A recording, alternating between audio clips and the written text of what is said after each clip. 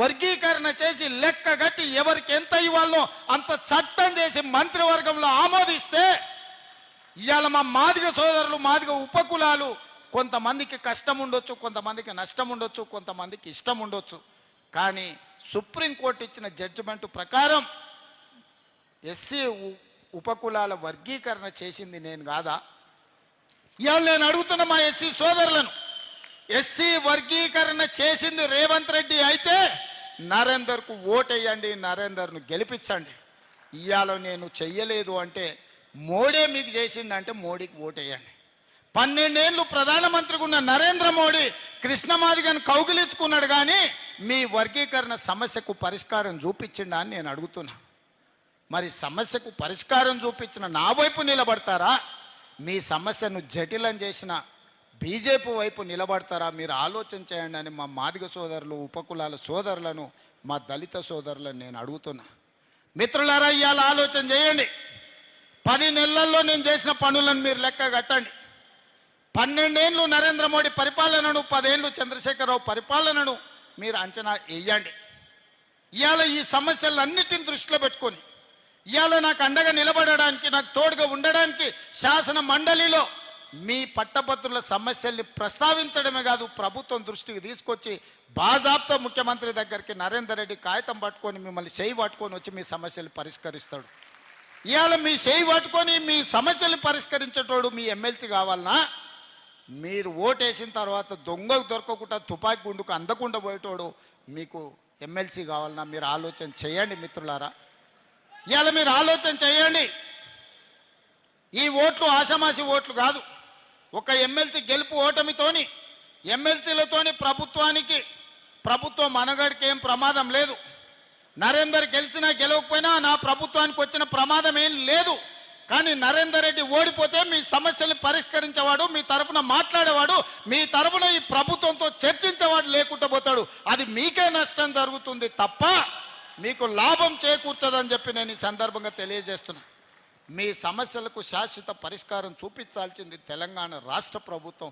తెలంగాణ రాష్ట్ర ప్రభుత్వంతో చర్చించాల్సింది మిత్రుడు నరేందర్ రెడ్డి. నరేందర్ రెడ్డికి ఓటేసినప్పుడే మీ సమస్యలకు పరిష్కారం దొరుకుతుంది అని చెప్పి నేను ఈ సందర్భంగా తెలియజేస్తున్నా. అంతెందుకు ఇక్కడ మీడియా మిత్రులు ఉన్నారు, హైదరాబాద్లో ఉన్న వాళ్ళని అడగండి. ఆనాడు రాజశేఖర రెడ్డి గారు ఉన్నప్పుడు జర్నలిస్టులకు ఇళ్ల పట్టాలు ఇచ్చాడు. 10 ఏళ్ళు చంద్రశేఖరరావు మీ ఇండ్ల పట్టాలన్నా మీ భూమి ఏడుందో చూపించినాడా? మీ కాగితమాన్ని ఇచ్చిండా? నేను వచ్చిన తర్వాత మిమ్మల్ని అందరినీ పిలిచి రవీంద్ర భారతిలో 1000 కుటుంబాలను మిమ్మల్ని పిలిచి మీకు భోజనం పెట్టి మీ ఇండ్ల పట్టాలు మీ భూమికి మీకు అప్పచెప్పింది నేను కాదా?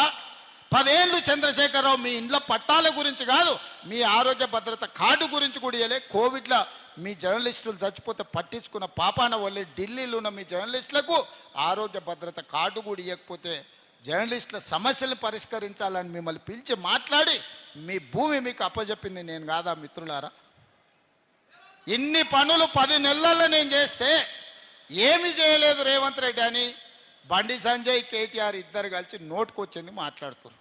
ఎన్నికల్లో పోటీ చేయను అని అసలు మాట్లాడే అర్హత ఉందా అని నేను అడుగుతున్నా. మొదట్లో అధికారం బాయ్, రెండోసారి డిపాజిట్లు బాయ్, మూడోసారి నీకు అభ్యర్థి దొరకకపోయా కేటీఆర్. ఇంకా నువ్వేంది నువ్వు మాట్లాడేది ఏంది? నీకున్న అర్హత ఏంది? తెలంగాణ సమాజం నిన్ను ఎప్పుడో బహిష్కరించింది. తెలంగాణ సమాజంలో నువ్వు మనిషివే కాదు, నువ్వు ఓటర్ లిస్టులో లేనే లేవు, ఈ లెక్కలలోనే లేవు. నువ్వు లెక్కలలో ఉంటే ఎన్నికల్లో పోటీ చేసి ఉండేటోని. ఇవాళ బండి సంజయ్ అంటూ కేటీఆర్ని ఎందుకు అరెస్ట్ చేస్తలేవని నేను అడుగుతున్న. బండి సంజయ్ని నువ్వు కేంద్ర హోంశాఖ సహాయ మంత్రివి కదా, టెలిఫోన్ ట్యాపింగ్లో ప్రభాకరరావు, శ్రవణ్ రావు అమెరికాకు పారిపోతే పట్టుకరమని రెడ్ కార్నర్ నోటీస్ ఇప్పించి కేంద్ర ప్రభుత్వానికి పంపిస్తే ఆ కాగితం సంఖ్యలో పెట్టుకొని బీఆర్ఎస్ వాళ్ళతో బేరం చేసుకోరు. ఈ ఎమ్మెల్సీ ఎన్నికల్లో మాకు మద్దతు ఇస్తే ప్రభాకర్ రావును, శ్రవణ్ రావును మేము పట్టుకరాము, లేకపోతే వాళ్ళని పట్టుకొస్తే మిమ్మల్ని కూడా బొక్కలేస్తాడు రేవంత్ రెడ్డి అని మీరు అడ్డం పడ్డది మీరు కాదా? ఇవాళ కేసీఆర్, హరీష్ను, కేటీఆర్ను టెలిఫోన్ ట్యాపింగ్ కేసులో అరెస్టు కాకుండా అడ్డుకుంటున్నదే కిషన్ రెడ్డి, బండి సంజయ్. ఎందుకంటే ప్రభాకర్ రావును, శ్రవణ్ రావును విదేశాల నుంచి ఇక్కడికి రప్పిస్తే 48 గంటలలో ఇలా బండారం బయటపడుతుంది, అందరిని తీసుకుపోయి చెర్లపల్లి జైల్లో పెడతామని చెప్పి ఈ కాగితం అడ్డం పెట్టి బ్లాక్మెయిల్ చేసి ఎన్నికల్లో పరోక్షంగా వాళ్ళ మద్దతు తీసుకుంటున్నది బీజేపీ వాళ్ళు కాదా అని చెప్పి నేను ఈ సందర్భంగా అడుగుతున్నా. బండి సంజయ్ గారు నీకు చిత్తశుద్ధి ఉంటే మేము గొర్రెల స్కామ్ కింద ఏసీబీలో కేసు కట్టి మేము విచారణ చేస్తే ఫైళ్ళన్నీ మీ ఈడీ వాళ్ళు తీసుకుపోయినారు. ఈడీ వాళ్ళు ఎందుకు ఈ గొర్రెల స్కామ్లో టీఆర్ఎస్ వాళ్ళని ఒక్కరిని కూడా అరెస్ట్ చేయలే? ఈ కార్ రేసుల్లో విదేశీ కార్ల పోటీలలో కోట్ల రూపాయలు కేటీఆర్ విదేశాలకు తరలించిన నేను కేసు కడితే ఎంబడే ఈడీ వాళ్ళు వచ్చి ఆ ఫైల్ అంతా తీసుకుపోయినారు.